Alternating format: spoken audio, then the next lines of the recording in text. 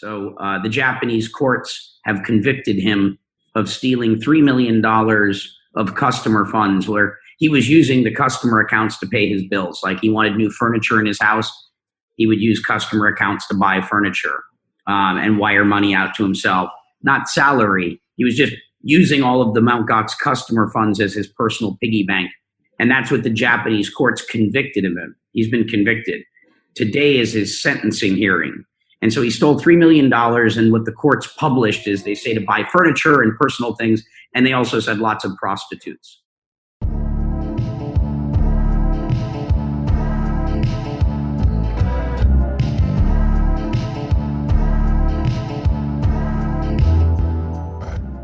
Good morning, everybody. My name is Gray Jabesi, and this is another episode of the Gray Av podcast. I don't know what time it is wherever you are, but I just woke up and I thought this should be the first thing that I do today because I'm really excited about it. Gray Avenue podcast is Africa's #1 technology and business podcast.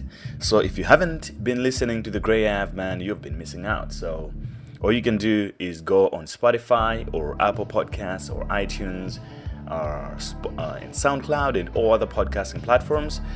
Find the Gray AVE podcast, and then you'll be able to subscribe and get notified whenever I post a new episode.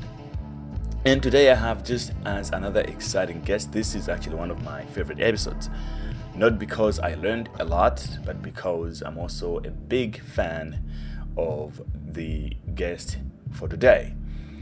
And his name is Brock Pierce, and a lot of you guys are already familiar with him, but I'm just going to read a little bit of the Wikipedia summary to give you guys an overview of what Brock is all about. He's a big shark, but let's go. So Brock Pierce is an American entrepreneur known for his work in the cryptocurrency industry. As a child actor, he was in Disney films The Mighty Ducks in 92, and D2 The Mighty Ducks 94, and First Kid in 1996. And it's about to get interesting. So Brock actually retired from acting when he was 17. So this guy's an overachiever. As you can see, he was a child actor, meaning that he started acting when he was young. So according to Wikipedia, here they say Pierce was born in Minnesota and appeared in commercials as a toddler. His first major role was playing a young Gordon Bombay in The Mighty Ducks. That was in 1992. Pierce reprised the role in D2, The Mighty Ducks. He starred as Luke Davenport in First Kid in 1996. Pierce has small roles in Little Big League, 1994, Ripper Man, 1995. Sorry, it's Ripper Man, not Ripper Man. Ripper Man in 1995. Problem Child 3, Junior in Love, 1995. Three Wishes, 1995. And Earth Minus Zero in 1996, and The Ride in 97. And he retired at 17, like I said, from acting, and then he started his first company, Digital Entertainment Network. So Pierce retired from acting at age 17 and joined as a minor partner with Mark Collins Rector and Chad Shockley in establishing Digital Entertainment Network, which succeeded in raising $88 million in venture capital. DEN's goal was to deliver organic episodic video content over the internet aimed at niche audiences. So that was a hell of a business there. In 2013, Pierce joined brothers Bart and Bradford Stevens in founding venture capital firm Blockchain Capital, BCC, which was reported to have raised $85 million in venture capital funds by October 2017. He described as its managing partner. Pierce announced a $50 million initial coin offering, ICO, by BCC in February 2017. On its launch in June 2017, the currency was named EOS and marketed through a new vehicle called Block One, of which Brock Pierce was variously described as the co-founder, head, minority partner, and advisor. So, Brock has been around the blocks for a very long time. So I don't want to really waste too much of your time here. If you want, you can go there and Google him and find out more about himself. At the same time, there is talks about how he got started in this episode. So we talk about his childhood, his beginnings, his acting, and his business. How he has managed to become the man that he is over the years, because he has transitioned through multiple industries. And to keep it out there, he has actually contributed a lot to the blockchain and cryptocurrency industry. He founded Tether, which is a stable coin that is massively used, over I think $2 billion in transaction volumes per day. So that's quite huge. And EOS, of course, which a lot of you guys are probably familiar with. And also, it's very important to note that you can watch this interview on video. So if you go on my YouTube channel, Hardcore Crypto, and search Brock Pierce there, you should be able to find this interview in full on video. The link will also be in the description of this episode on my website, greatjabesi.com, if that's where you're accessing this episode. So stay awesome and enjoy my conversation with Brock Pierce. I mean, there are so many questions here. I was looking at a group where I posted that I'm going to have a podcast with you, and the guys are like, okay. And one of the questions here, it says, considering that crypto is dead, what are the chances of Brock getting back to acting? Crypto is most certainly not dead. If anything, I think, I've been publicly I've been asked for years and years, like, what do I think the crypto prices are going to be? How do I think crypto, I'm always asked to make predictions, and I never do, because I don't know. I'm very confident that crypto will recover in most cases. I think that the future is bright, but I don't know what, tomorrow is going to hold. I don't know what next week is going to be like, unless there's a specific event. And I've gone out and I made it very clear that I think crypto winter is over in this case. So this is rare for me to make a statement, but I think crypto winter is over. I've been seeing groundhogs everywhere. Spring came early this year. And the data point that most of the industry has missed, because they don't understand the significance of it, because they don't have my background or the background of one of the people to understand what this statement is. There's an organization called Cambridge Associates. They came out with a report about 3 to 4 weeks ago talking about how family offices should have 30 basis points, or big pensions, big endowments, big insurance companies should have 30 basis points of their portfolio allocated to cryptocurrency or blockchain. Wow, that is a very big step. Cambridge Associates is the closest thing to the Word of God, to an institution. So if you're a pension, if you're Harvard University, or you're an endowment, or, if you're like an endowment like Harvard, or a major insurance company, or any of these organizations that sit on trillions of dollars of wealth, they basically all listen to Cambridge tell them how they should allocate their assets. And so these organizations move slow, like it's only been 3 weeks, but that statement from Cambridge Associates will probably result in something like $300 billion being invested into crypto. It's that big a deal. Awesome. So, for which means 2020 is going to be a bull year, in my opinion. Okay, everyone is looking forward to that. I mean, 2017 was, 2018 was crazy. 2017 was good, but this is how it works. We get some good years, we get some bad years. Fortunately, this year is going to end well. I think that things are going to be pretty exciting come this summer, come this fall, and 2020 is going to be another bull year again. So the question also was acting, I think. So crypto is not dead. Crypto winter is over. Spring has come early, and I couldn't be more excited about the summer and fall ahead. Will I be acting again? I'm still an actor. When was the last time were you acting? You can't take the actor out of me. I just stopped performing other people's scripts. I write my own scripts, and it tends to be primarily improv. Okay, great.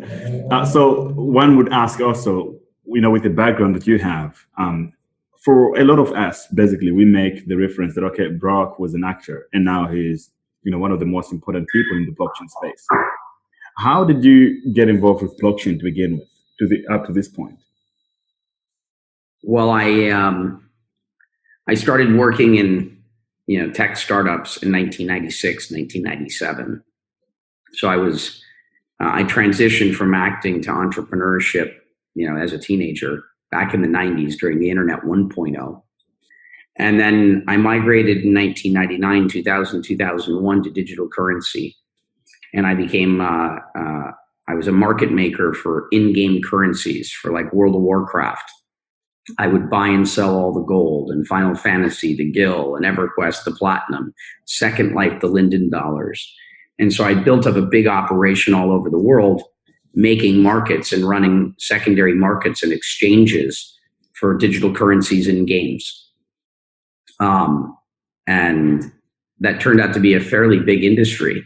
I helped build a supply chain of 400,000 people in China that would play games like World of Warcraft to mine digital currency that I would then sell all over the world. Rolled up exchanges and payment systems. We were PayPal's largest merchant for years. We were Google's largest advertiser for a little while. We launched Alipay in China. We had over 90% market share in South Korea. So I'd been, playing in the game currency sort of industry in a big way prior to Bitcoin. And so that's what led me ultimately to this space. And at that point, I suppose, did you thought of digital currencies to be as this big one day? Oh, I think the better question is, why did you have to jump from acting to digital currencies? Didn't you ever thought of yourself as being one of the largest? Wasn't your dream to become one of the most flamboyant Hollywood actors instead? Well, I mean, I in the world of acting, I had become a movie star. I was starring in movies. And as a child actor, I had become about as successful as one can be. Sure, if I had been Macaulay Culkin, I would have been more successful. But, I was in that category. I was a star. And I was being offered starring roles in films. I kind of, if life were a video game and I chose to play the acting levels, I kind of beat that game. So, I went out to play another one. All right, but then I liked acting because I didn't feel like acting was my calling in life. Like I didn't wake up every day going, I'm an actor and I'm excited about this, next mountain I can climb or stage I can perform on. I was more interested in other things, and so entrepreneurship and producing movies at that point were, I was just looking at other stuff. Acting isn't. My dreams were not of being an actor in my future. That is a very good point because, for a lot of people, it almost feels like when you're doing something, it's always that, what's going to define you for a very long period of time. But also, I think it's important that, being successful in one domain quicker helps you to kind of explore other things much quicker as well and figuring them out, which is exactly what happened to you. Yeah, no, I was very lucky, very blessed to have had the level of success that I had as an actor. It's very rare. Lots of people try, very few succeed. Yeah. There's a statement by, I think it's Nicholas Taleb. He says, actors and models are waiters, something like that, because he said by the numbers, most of them are serving coffee in San Diego or something. Only a few actually do acting. So it's actually a true statement. Yeah, it's the number of people that want every job, there's thousands of people for every job, that exists. So the odds of, getting work is very low. Very low. So when you came onto Bitcoin, before you thought of it as being a business person, what you could do with it, what was your overview and how it might end, and how long did it take you to be convinced enough that this might actually be the currency of the future? Well, I've been in digital currencies since 1999, and I had been very active in building sort of these economic systems.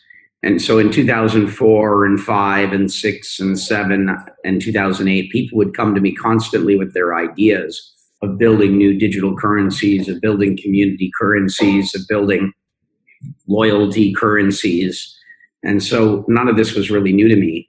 And so I'd been following Bitcoin closely since very early on.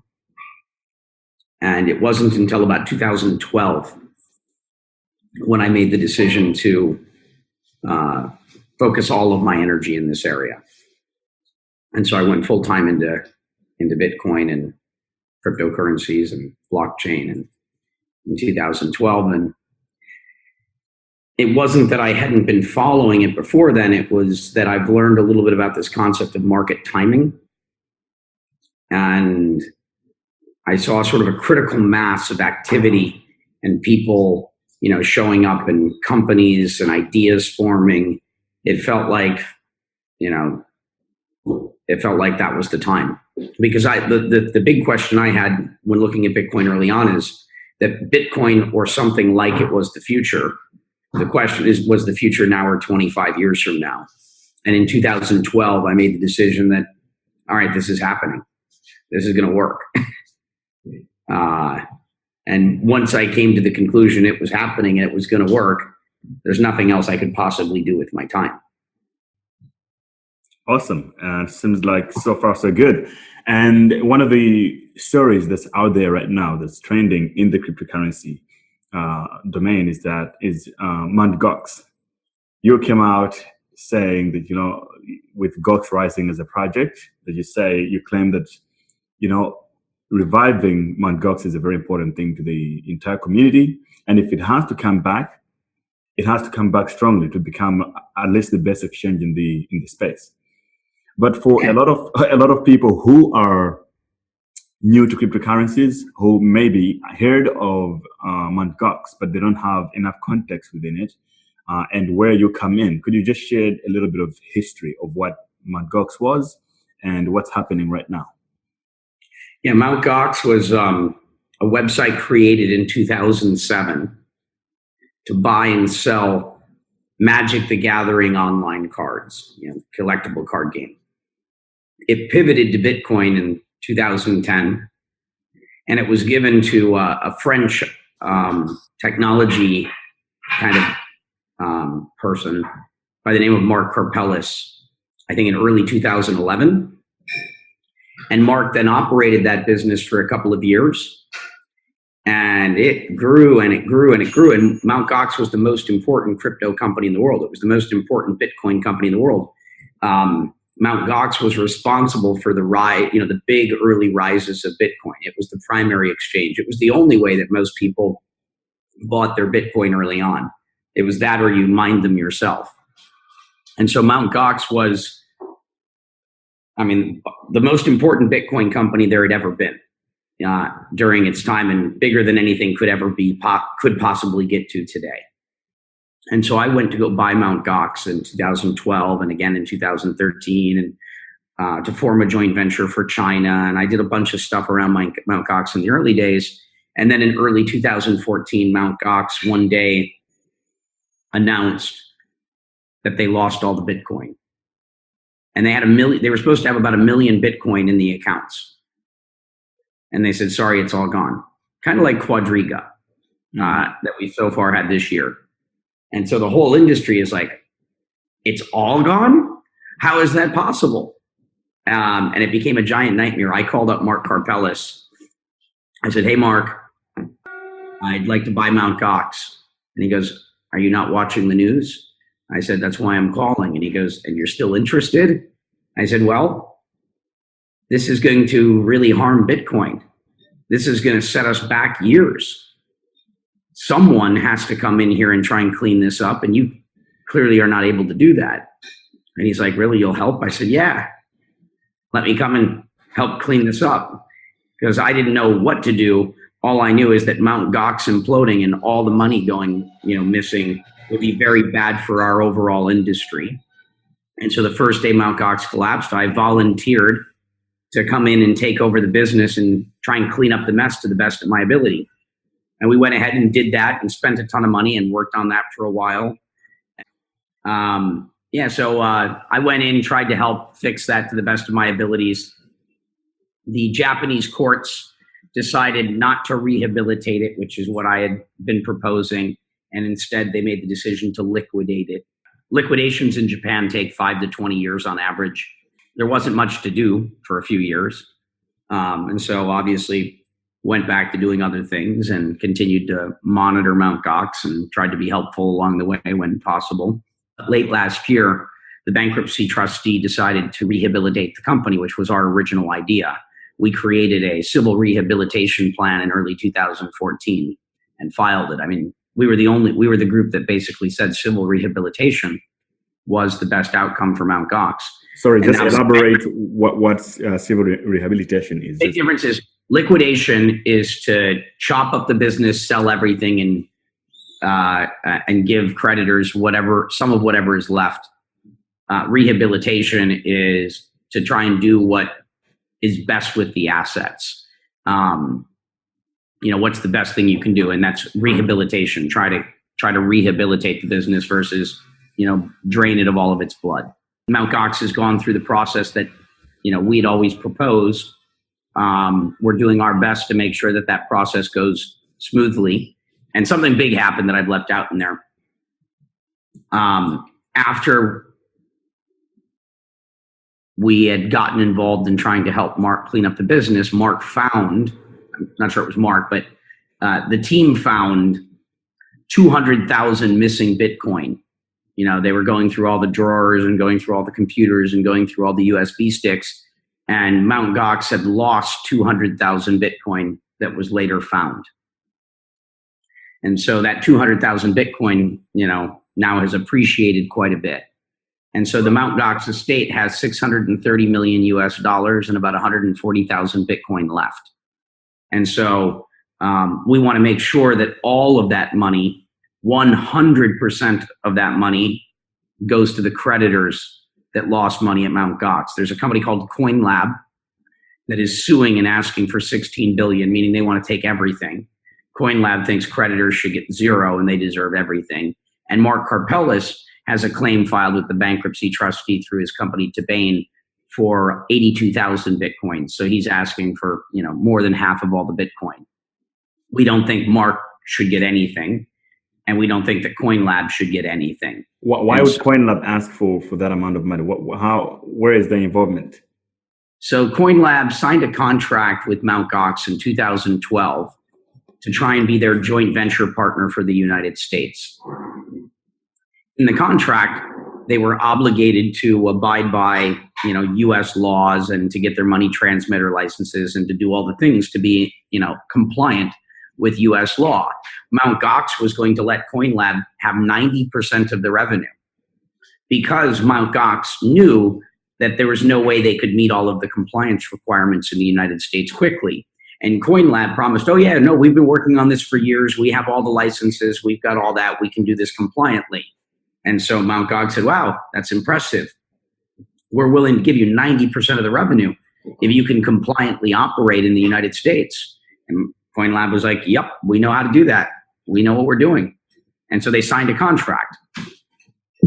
A couple months later, CoinLab had done nothing.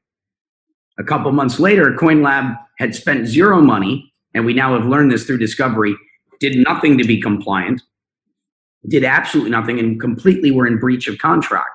And because they failed to perform and to live up to the agreement that they made and actually hadn't done anything to be compliant, Mt. Gox had no choice but to terminate the contract for breach.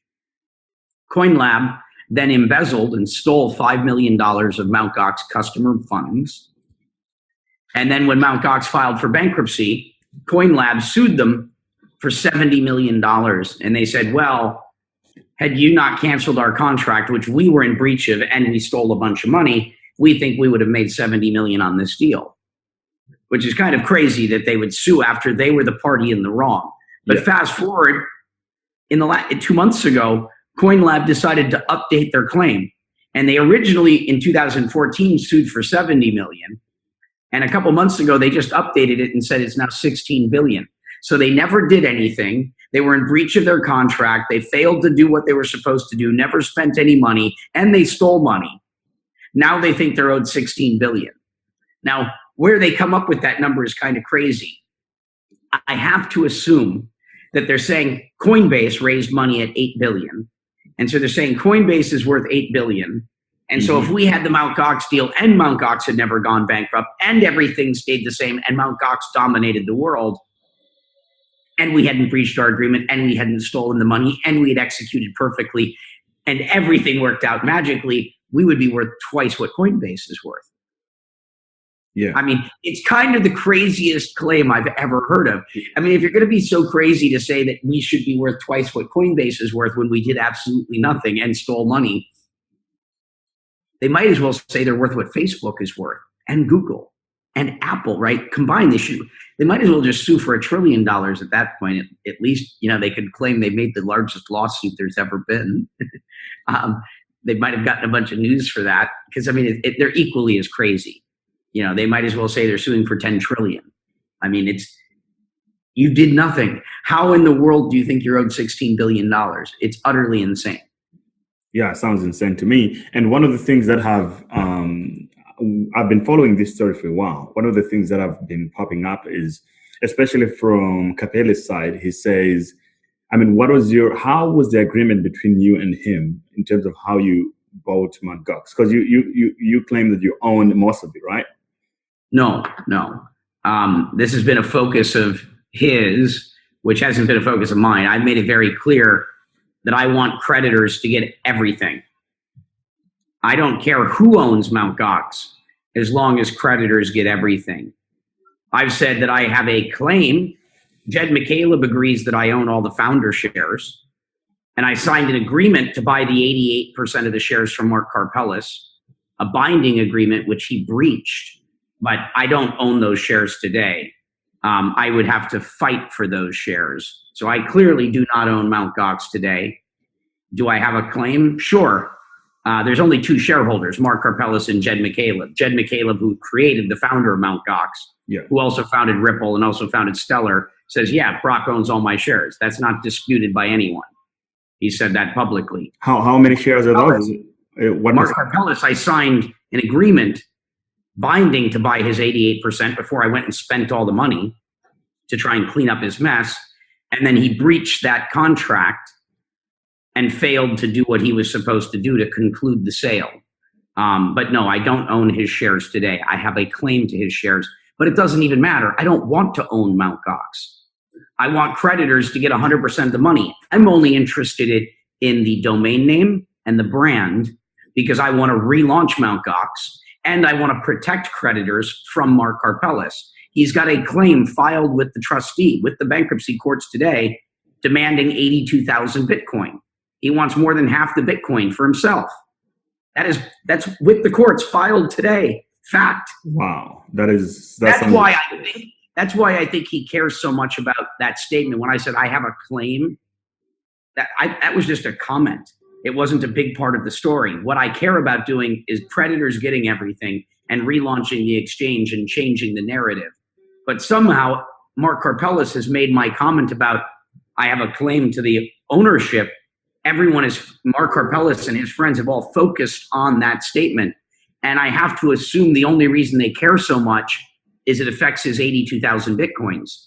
If I own that equity, then Mark doesn't get those 82,000 Bitcoins. Correct. And so that's why I think that's become such a big debate. I don't want anything. I don't want Mark to get anything. I want creditors to get 100 cents on the dollar, and I want to relaunch the exchange so it doesn't actually matter who owns it. Did you went? I know Mark cares because Mark wants those 82,000 Bitcoin. That's why he cares so much, in my opinion. But you went to see him. I wonder what that conversation was like between you guys. I've been kind. I mean, today in Japan time is his sentencing hearing. He might be going to prison today for 10 years. For the charge that they're sentencing him for was embezzlement. So the Japanese courts have convicted him of stealing $3 million of customer funds where he was using the customer accounts to pay his bills. Like he wanted new furniture in his house. He would use customer accounts to buy furniture and wire money out to himself, not salary. He was just using all of the Mt. Gox customer funds as his personal piggy bank. And that's what the Japanese courts convicted him of. He's been convicted.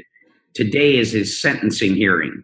And so he stole $3 million. And what the courts published is they say to buy furniture and personal things. And they also said lots of prostitutes. And so he's going to be sentenced to up to 10 years in prison today. So I don't really want to, I have some sympathy for the poor guy. He already did a year in prison. He just got out. Now he's about to go back for another 10. And they might then, who knows what they're going to charge him with next. I mean, he might be spending the rest of his life in prison for what happened here. Right.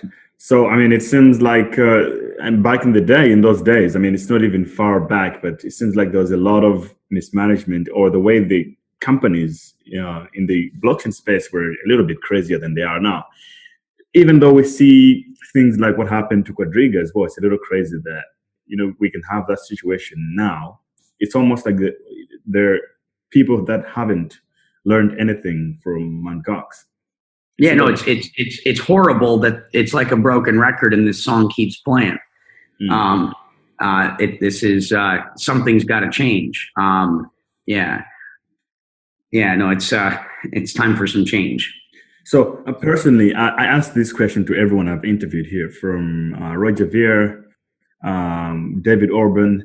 I think I should ask you this question as well. So if right now, custody is a very serious thing in crypto. We say that we own our own private keys. Your key is your money, which is great. But there haven't been a solution in terms of what happens when the token holder dies. And, all these protocols that are coming out, I don't think that any of them has been focused on that at all, in which we can already estimate at this point that there's a lot of Bitcoins or a lot of tokens that have just been lost. Money value lost for nothing because the token holder passed away. I haven't been following with the Quadriga stuff at this point. I don't know exactly what was the truth on that. But what is your solution to that problem? What have you done personally to make sure that you have everything in order? Well, first of all, you need to put in place infrastructure to write a will. Make sure you have your last will and testament written. And you can store those private keys, or better yet, multi-sig sort of infrastructure across multiple parties. You can leave some of that information with a lawyer in a safe that's enclosed in a document, and just make sure you have instructions for when you die, or how those coins can be recovered if you care about your loved ones, having access to those things. And if you're a professional and you run a business, you have to make sure that you have a plan in place that, God forbid, something happens to you, that your customers are taken care of. If it's your own personal money and you want to mismanage it and lose it, that's your prerogative. If you are holding assets in custody for other people, you have a responsibility to make sure that that's managed correctly. But I recommend doing that for yourself personally too. Write your last will and testament and make sure that you have clear instructions. Make sure you have clear instructions so that those coins and those funds are not lost. And one of the things that is really important to talk about is the issue with Tether. So I don't know how involved you are with Tether, from what point, but a lot of people sent me some questions saying, okay, what do you think of Tether? There's not enough transparency. And from someone who believes in crypto like yourself, what are you doing to make sure that there's at least enough transparency to avoid another collapse? Because there's fears that if Tether happens to crash at one point, it's going to affect the cryptocurrency market by a huge margin, perhaps worse than Mt. Gox. That's what a lot of people are saying. So I don't know, what are your thoughts on Tether? I think Tether is great. So Tether was my idea.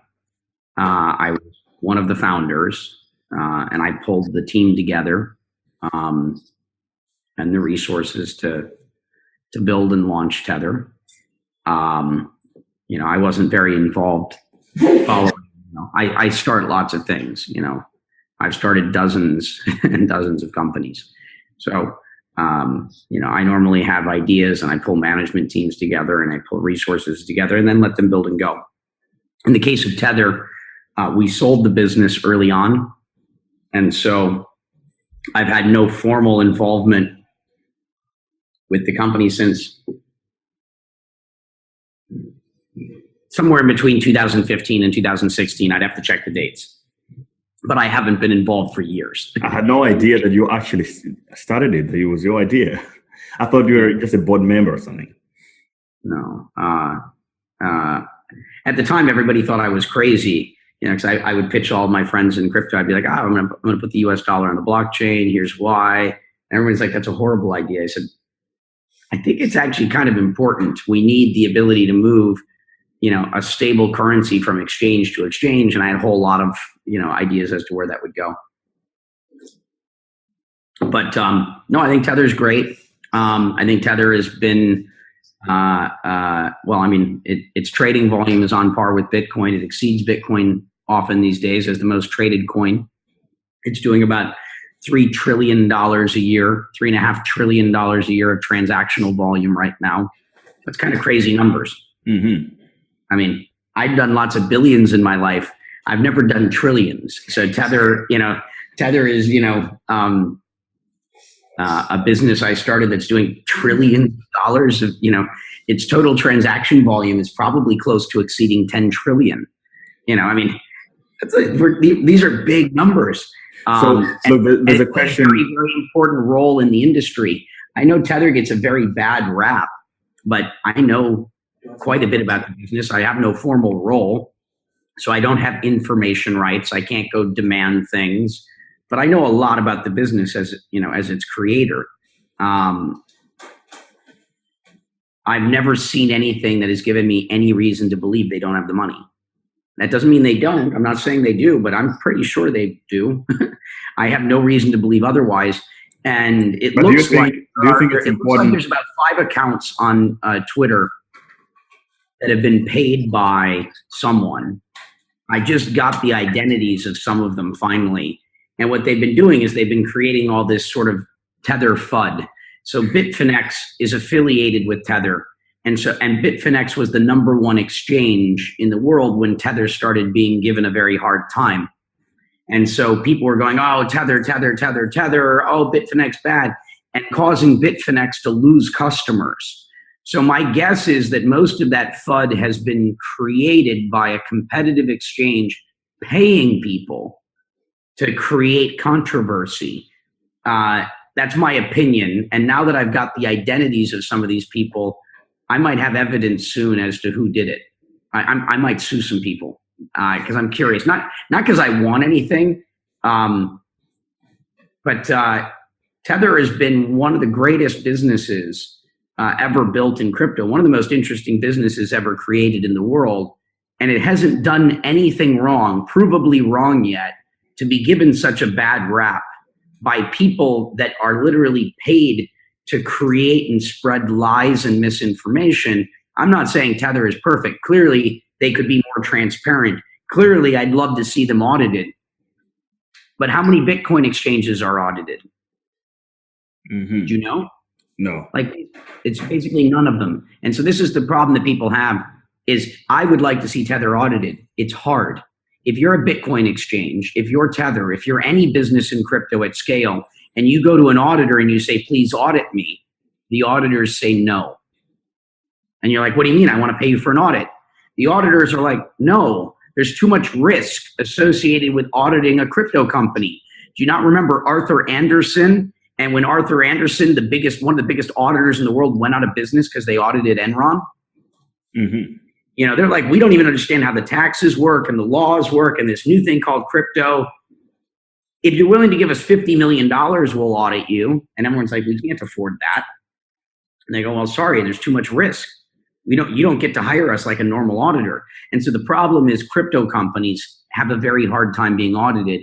And Tether gets a very bad rap for not having been able to get an audit, but that's because the auditors refuse to work with them, just like they refuse to work with every exchange. So what did Tether do? They went and hired a law firm that had the former head of the FBI as their manager. And this law firm went in and did an audit of the books and said, yeah, they have the money. Here, look. Because a law firm is not an auditor. But lawyers are smart enough. They can say, how much Tether is there? How many dollars are there? Does the bank account show? Yep, they match. The law firm said with the head of the FBI sponsoring it, yes, Tether has the money. because they couldn't get a financial auditor to do it. So basically, at this point, we have to work with trust when it comes to Tether. Hopefully in the future, a lot less. I mean, I hope Tether gets replaced by something better. I hope we end up with all on-chain systems. But Tether has played a very important role. Bitcoin would have never hit 10,000 without something like Tether. Tether is, and it doesn't need to be Tether. We needed stable coins. It doesn't need to be Tether, any stable coin. The market needed stable coins. Stable coins provide a very important function for the industry. And I'm glad I got to create that category. And I'm glad the one that I started is still the most successful, but I don't care. If someone else can come along and do it better and people prefer it, go there. I might even create another one. You never know. How would you do it now? Gold-backed. Well, actually, what do you think of the gold-backed currencies, stablecoins? I think that in the future, I think gold, tokenized gold is great. I mean, we had e-gold and all sorts of ideas back before Bitcoin that were very interesting. And I think gold, I'm a fan of gold. I think Bitcoin is just gold 2.0. All right. But I mean, that's what I think of Bitcoin. I think of it as gold 2.0, digital gold. But just because digital gold exists doesn't mean that there's not a need or demand for physical gold. We're still in the early stages of shifting to digital currencies. So I'm a huge advocate of gold. I'm a big believer in gold. I buy gold. In terms of, one thing that I wanted to talk about was the EOS. But I think before we get into that, let's talk about Puerto Rico. It's much more important to me as well. So when did you fall in love with Puerto Rico, and when did you decide to actually move there? And I've been following what you're doing there. There was some backlash at one point with the residents of Puerto Rico. It seems like now it's changing. But what do you envision as to what you want to do with it, and what's the progress right now? So I've been, I fell in love with Puerto Rico in my youth. I was going down there a little bit as a teenager. And then I went to Puerto Rico in 2014 to start the first crypto bank. And so I started a bank in Puerto Rico in 2014 called Noble Bank, which was the bank that banked Tether and banked Bitfinex, which is where all the conspiracy comes from. Like, it's not a secret. I started Noble Bank. Yes. I created the first crypto bank, the biggest crypto bank in the world. I don't, people think that I hide all these things that I create because I don't brag. Because I don't go on a stage and say, hey, I'm Brock, and I started Tether, and I created the first crypto bank, and I did this, and I did this, and I did this. That's not like how I present myself. Instead, I like talking about ideas. And so I went down to Puerto Rico to do that originally. And I made a decision to move down to Puerto Rico as a result of that process. And I started telling my friends that we should move to Puerto Rico in like 2016.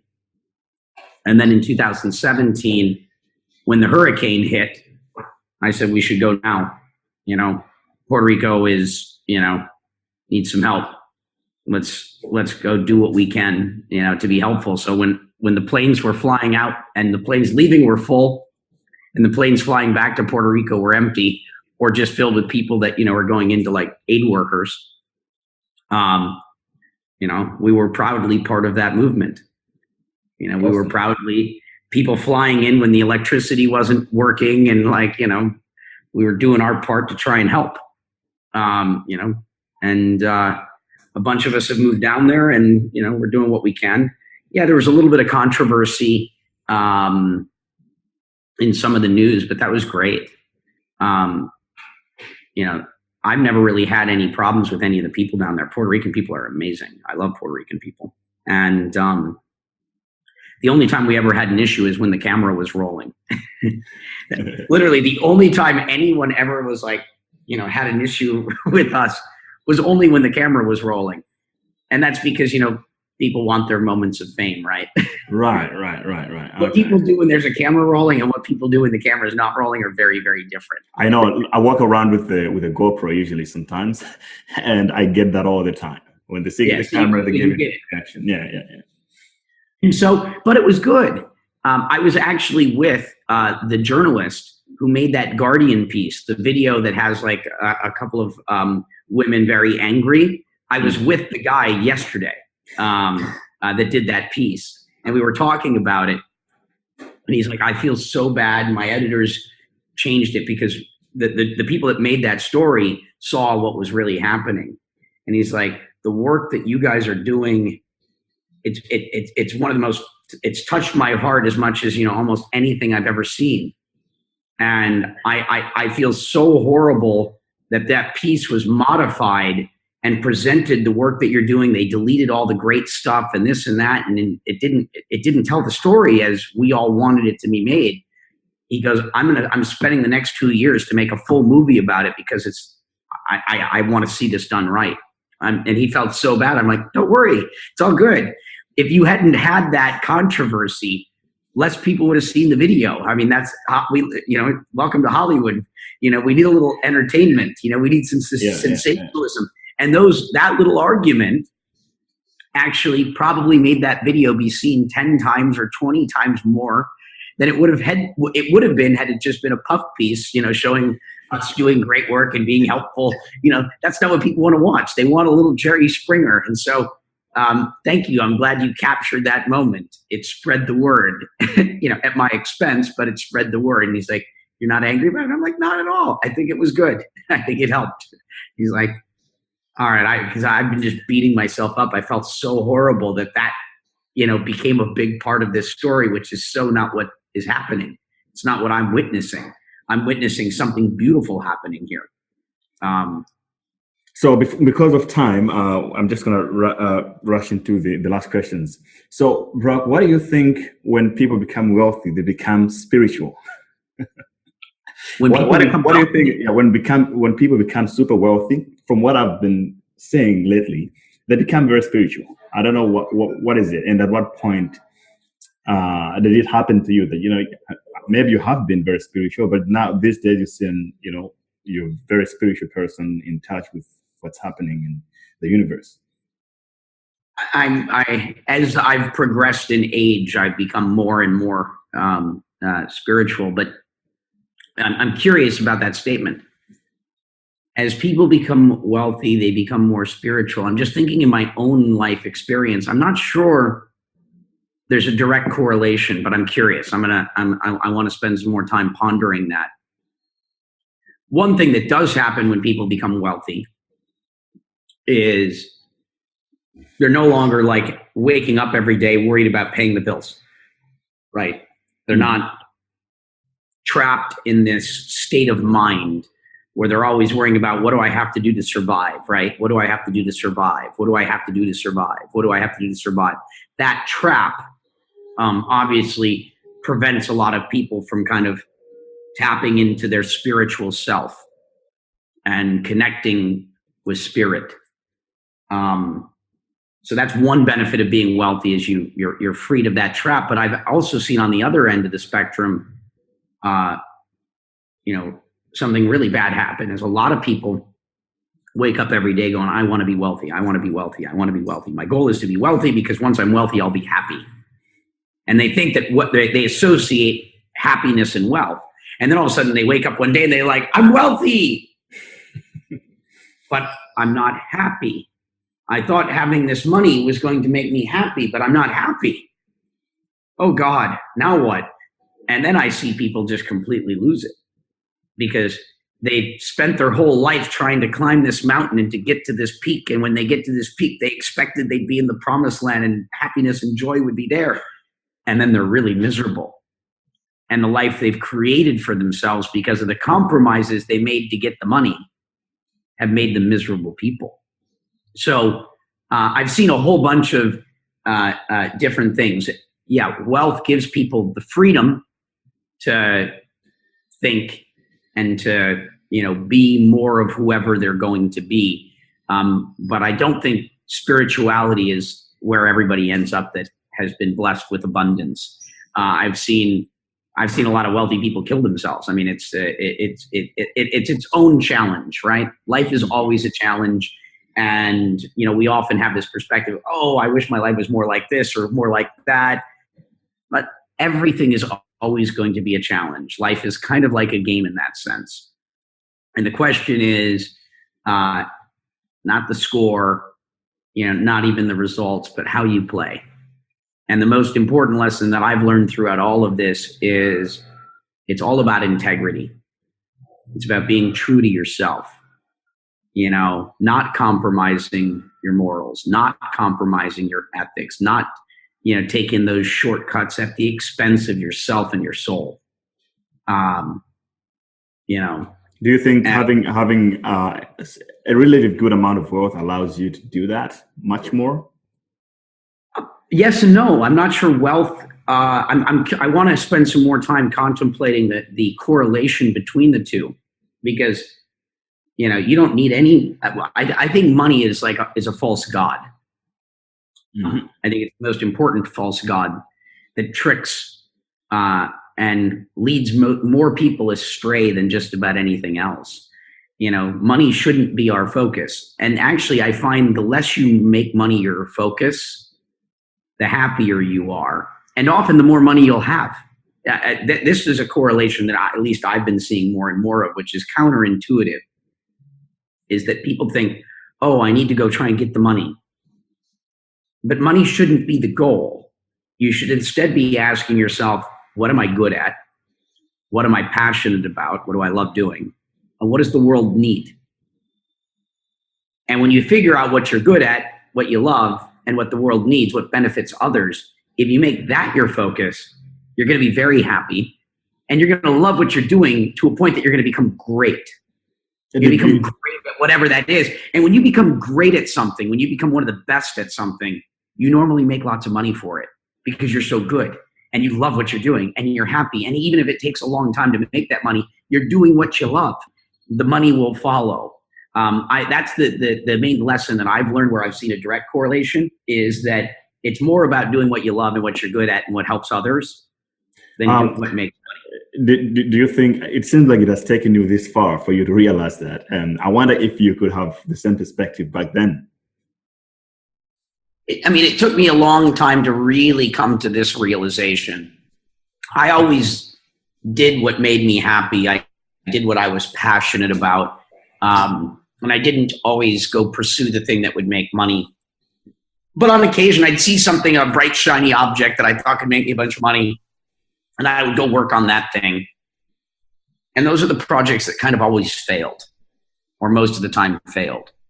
And I was like, why did I do that? And I ended up losing a lot of money. I ended up spending 6 months working on something I wasn't passionate about.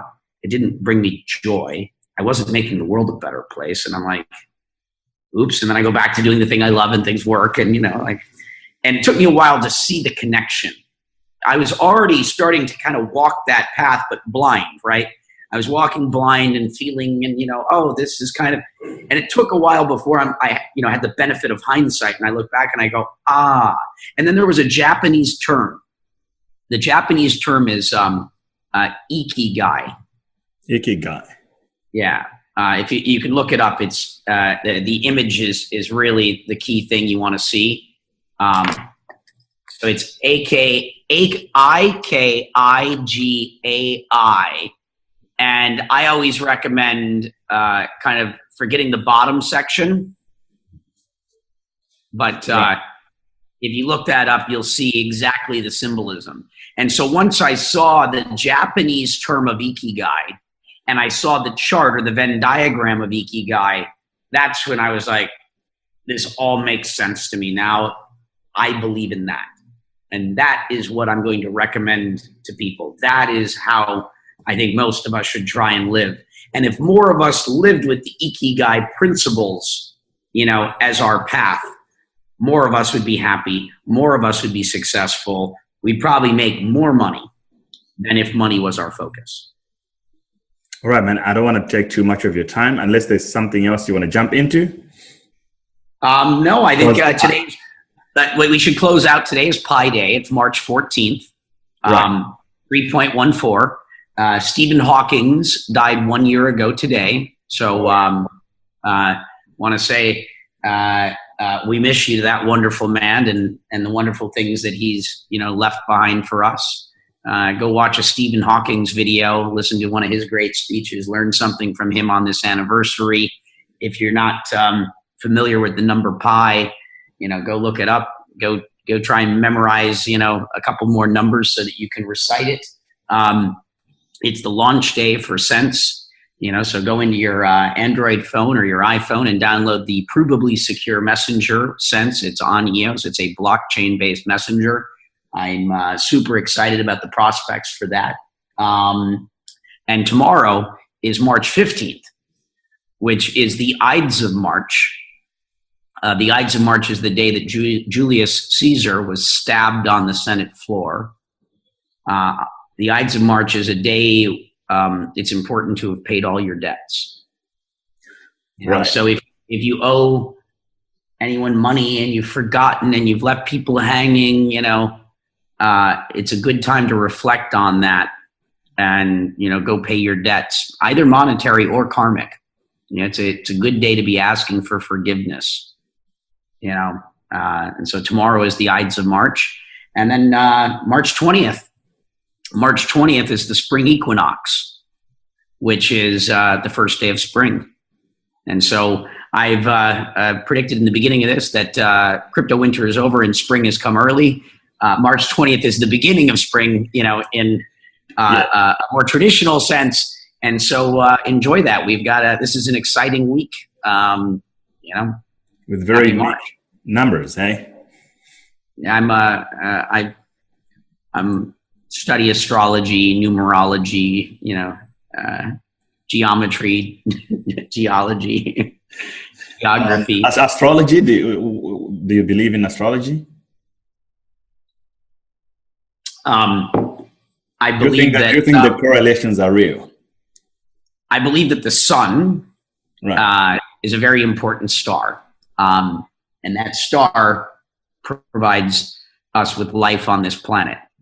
I believe that the other stars and their makeup and the rotations of things clearly, and the planets and the moon, I think are all important things that we should all study further. This is a good day to look into some Stephen Hawking's thoughts on the universe. Specifically, like if I was going to recommend anything right now, I'd look into like quantum entanglement. Stephen Hawking's probably has some interesting discussions on quantum entanglement. Definitely. I'll throw all this in the description of the podcast. So for whoever is watching or listening, they'll be able to pick up on that. I love South Africa. I've been to South Africa multiple times. I almost burnt down Cape Town. I'll show you some videos of that one day. Because I spin fire, I do like circus performing stuff. Yeah. I'm a magician, a fire performer, a DJ. I do a lot of other things. You do a lot of things, man.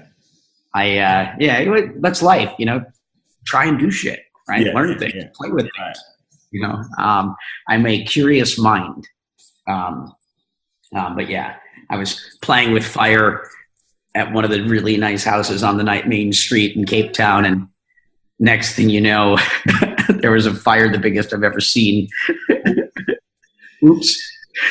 Fortunately, the neighborhood didn't get burnt down. We were very close, though. Right. Where were you staying? In Camps Bay? Yeah. I almost burnt down all of Camps Bay. Yeah, that would be a tremendous amount of real estate. The flames were 40 or 50 feet high. I mean, we're not talking like a little fire. I mean, like, holy shit. So you managed to pull it off before it went worse, like the firefighters? We got it out before the helicopters. They all flew in, but we got it out. Well, there was fortunately no wind that day. Had there been any wind, Camps Bay would probably be gone. And by the way, the party that this happened at, because there's Burning Man Africa. It's in South Africa. Africa Burn. Africa Burn. And so we built a big camp at Africa Burn that year. This is a few years ago. And the party that we were doing where this happened was the pre-party for Africa Burn. So we literally left from that party to the burn. And so we kicked off the Africa Burn party by almost burning down Camps Bay. Unfortunately not. Good. I mean, the words are colorated. Burning, burn the house, burning, Africa Burn. Well, the main lesson in life is to burn the ego. Oh, right. Yeah. Where, the most important life lesson is our jobs is to try and burn our egos. Very difficult, eh? Our ego is not our amigo. Our ego is, that thing that fucks us up in life. And, the goal is to keep burning that away, keep burning that self away and be more and more of a servant to others. Yeah, that's very difficult, eh? Very, very difficult. You work on it your whole life and you just keep working on it. But thank you for your time. Awesome. And I look forward to our next communication. Awesome. Thanks, Brock. Be well. Cheers.